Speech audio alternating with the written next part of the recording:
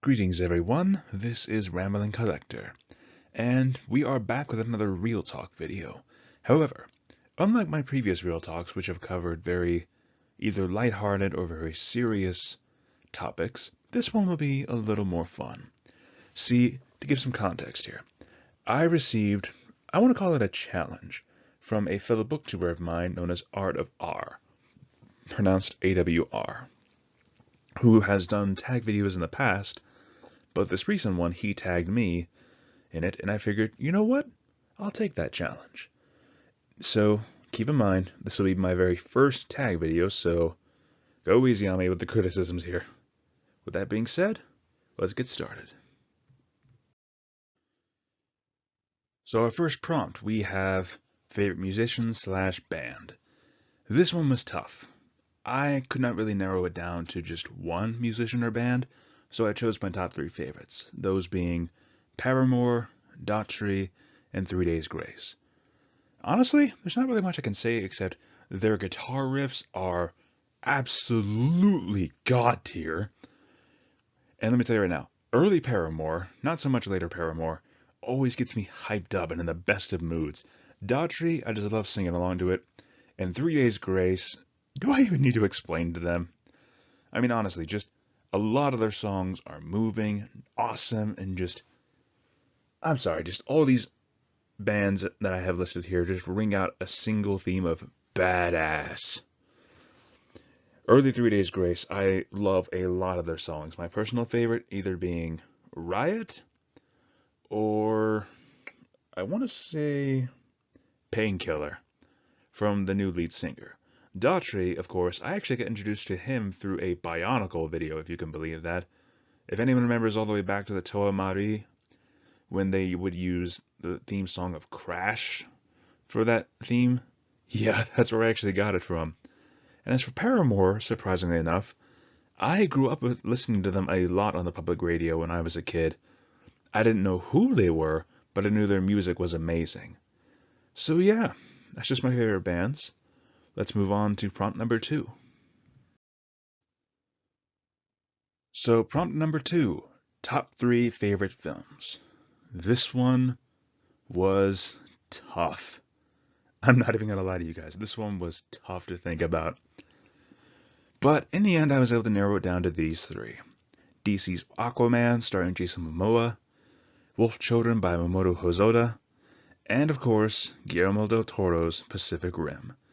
Now, with Pacific Rim, y'all know me, if you follow this channel for a while, you know I'm a huge manga lover, so seeing giant robots smacking the crap out of giant monsters, that was just pure theatrical goodness for me, and I loved every second of it. Guillermo del Toro did a fantastic job with this film, and while a lot of people don't really like the sequel all that much, I think it's at least enjoyable. I like it still, but the first movie will always be a classic to a lot of popular culture fans, and especially if you're a mecha fan, or if you're just a fan of giant robots. As for Wolf Children, this one is a bit more of a different one. You see, this is not my first anime film that I have watched. In fact, that honor actually goes to Hayao Miyazaki's Spirited Away. But Wolf Children to me has a closer spot in my heart due to the lighthearted story it's trying to tell, of a young single mother trying to take care of her 2 special children, trying to protect their identities of essentially being half human, half wolf children. And it shows her moving out to the country, learning to raise them on her own after losing the father. And in my opinion, it was just so lighthearted, and I always think back to this movie when I recall my early anime days, when I was first getting into anime and not realizing just how huge the genre itself is. I thought it was mostly movies with a few series here and there. Nowadays, I know very, very differently, but Wolf Children always brings me back to a simpler time. Now, as for DC's Aquaman, this one was different. I remember seeing a lot of the DC films, how they were hyping up the new Justice League, but Aquaman to me really stuck out because a lot of times that we have seen him, he was mostly there for comic relief. But Jason Momoa made Aquaman a badass superhero again, for me at least, and I loved the exploration that went on in that film.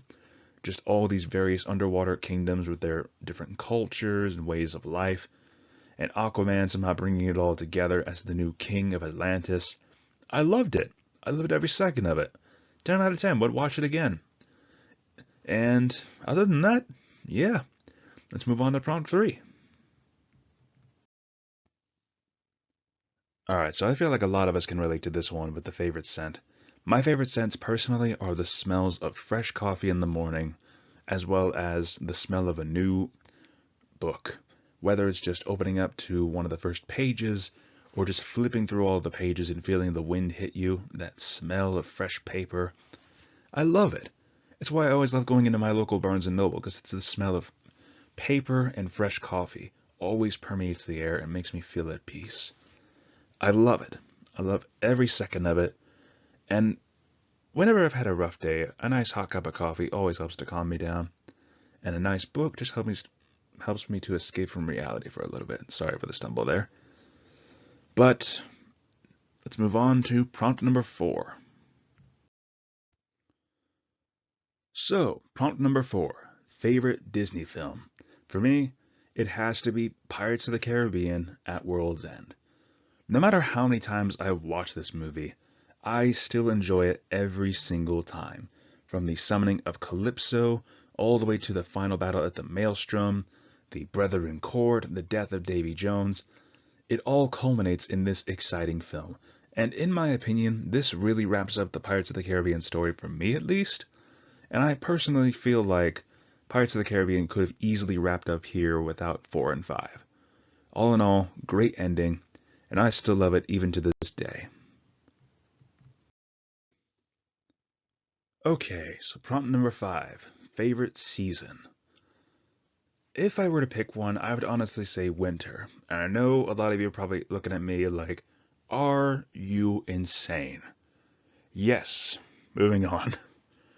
With winter for me, I always loved the sight of that frozen powder always falling to the ground.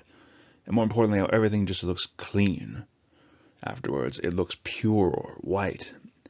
And everything just goes to sleep for a little while before blooming once again in spring, along with the pollen. Which, I will be honest with you, is not good for my allergies, like at all. But more than that, I like how winter just kind of encourages folks to stay indoors, warm up with a cozy book, or stay by a fire, just enjoy each other's company. And it gives you an excuse to bundle up with cool jackets and hoodies, stuff you normally wouldn't wear in spring or summer. I like it. Winter to me is just the cold sleep before the rebirth in spring. And speaking of winter, this actually plays into the next prompt. Speaking of which, prompt number 6. Favorite seasonal drink? For me, playing into how my favorite season is of course winter, it always comes with some of the best seasonal drinks in my opinion. And those for me are of course the classic hot chocolate and eggnog. And I know a lot of you out there are not a fan of eggnog, but for me, it's always one of my favorites, especially custard though as well. But hot chocolate always just warms the soul in my opinion. It's always good on a cold winter's night to just relax with a cup of hot cocoa with marshmallows and whipped cream on top. And I know that's definitely more of a liquid dessert, but what can you do? So, on that note of bundling up for winter, this will actually play a little bit into prompt 7. So, prompt 7, favorite shirt or article of clothing.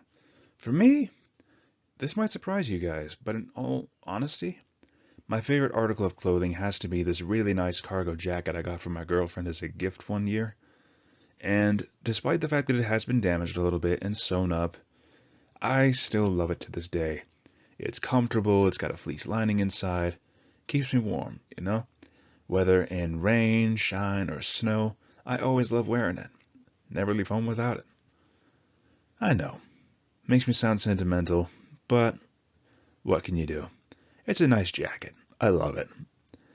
Now, let's move on to the next prompt, and this one will be a little bit more interesting. Prompt number 8. Favorite author? I feel like this one was definitely one of the toughest ones to pick for, especially because I could not nail it down to at least just one author. So I nailed it down to four, and I'm hoping that I do not get crucified for my choices here. So, my favorite authors from left to right are as follows. P. Anastasia, author of the series Fluorescence, Fates of Flame, and the novel Exile of the Sky God. Jim Butcher, the author of the ever so excellent Dresden Files series. George R. Martin, author of the Song of Ice and Fire series. And another one who is a personal friend of mine, R.I. Polsgrove, the author of the Dead Souls series, one whom I have followed almost religiously with my reviews of their works, and I cannot recommend them enough.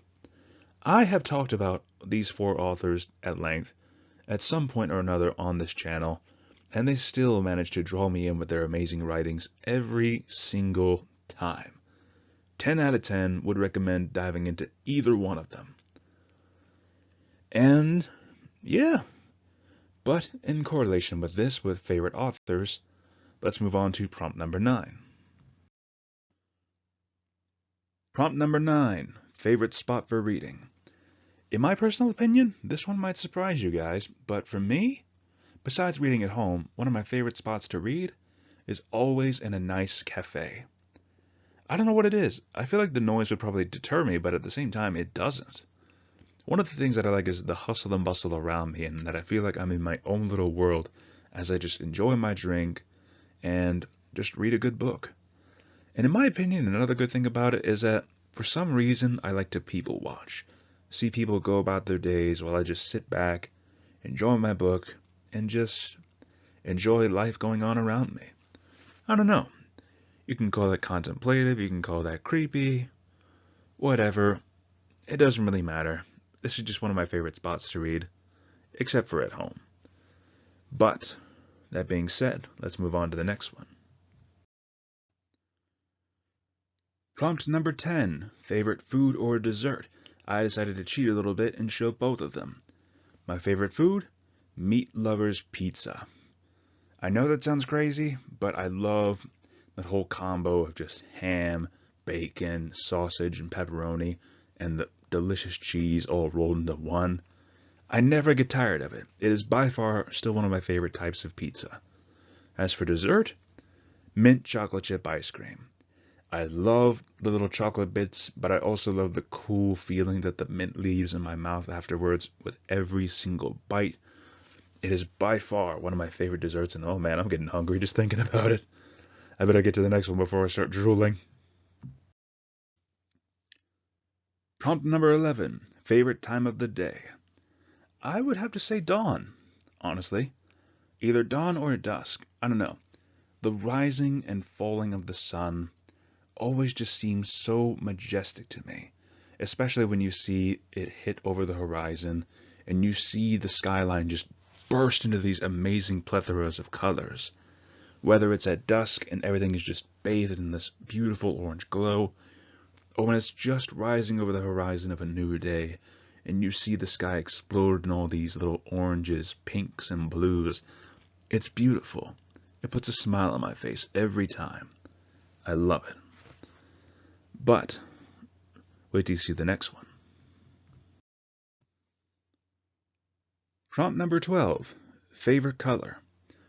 So, I won't lie to you guys. For a while, as I was growing up, my favorite color used to be red. It was fiery, it was bright, it felt energetic and everything else. But nowadays, as an adult, I find myself relating more to the color of blue. Blue, it feels calming, it feels majestic in its own right. And it's the color of the sea and the sky. And going back to prompt number 11 with the dawn, I always love seeing the sun reflecting off of the ocean. It is a beautiful sight and one that never ceases to take my breath away. And oftentimes I've wondered what it would be like to sail across the seas. You might think I'm romanticizing a little bit due to Pirates of the Caribbean, but can you blame me? They make the open seas look like such an adventure. Not to mention a great escape from the daily grind of life. Hence why blue will remain one of my favorite colors, just because to me it represents freedom, or calm, or just peace in some ways. I love it. It's calming. Always manages to set my mind at ease. Now, let's move on to the next one. We are almost done. Okay, prompt number 13. Top 3 favorite YouTube channels. Why do I feel like I'm going to get some flack for this? But, regardless, let's go ahead and talk about them. So, as you all know, I am a die-hard nerd, and these 3 channels definitely speak to my nerd side. First up, we have Bruva Alphabusa. With him, I actually got introduced to his channel through the If the Emperor Had a Text-to-Speech Device, back when I was first new to the Warhammer 40,000 game. And I will say, even now, despite the fact that he no longer does that series and has moved on to other projects, such as his Hunter the Parenting series, I still love rewatching this guy's content because it is just too darn funny, and it makes for some great white noise to listen to whenever I just want to have something to listen to in the background while I work, or if I'm just in the mood to listen again to the main story. I love it. This guy never gets old to me, I swear. Next up, we have Anime America. Now, as you all know, I'm a major anime fan. And Anime America was definitely one of the big reasons as to why. I still love going back to some of their older top 10 videos, seeing how they have changed throughout the years, from just talking about anime to full other subjects like their anime awards or real life issues that have gone on throughout the internet into the anime world. I still love tuning in on them every once in a while. Even though I don't watch them as frequently as I used to, they are still one of the first YouTube channels I ever subscribed to, which holds them very dear to my heart because of that. Next up, we have Major Kill. Okay, so let me just get this out of the way. Besides Luton09, this guy is definitely one of my favorites to go to when it comes to Warhammer lore videos. This guy just cranks them out non-stop, practically on a daily basis every week, and I love him for it. The fact that he is so crass, he doesn't bother choosing his words, he just goes with it however he may please. I love it. Not to mention his content is always fun to rewatch every now and again for, again, a bit of white noise, or just to enjoy it or go back to an older subject that I have seen before, but I just love to rewatch it. This guy has definitely been my go-to for Warhammer lore if I want something quick and fast to listen to, whereas Luton09 is definitely the guy I go to for a longer video. But overall, I do recommend checking out these channels if you want to be entertained or if you want to learn more about Warhammer or anime in general.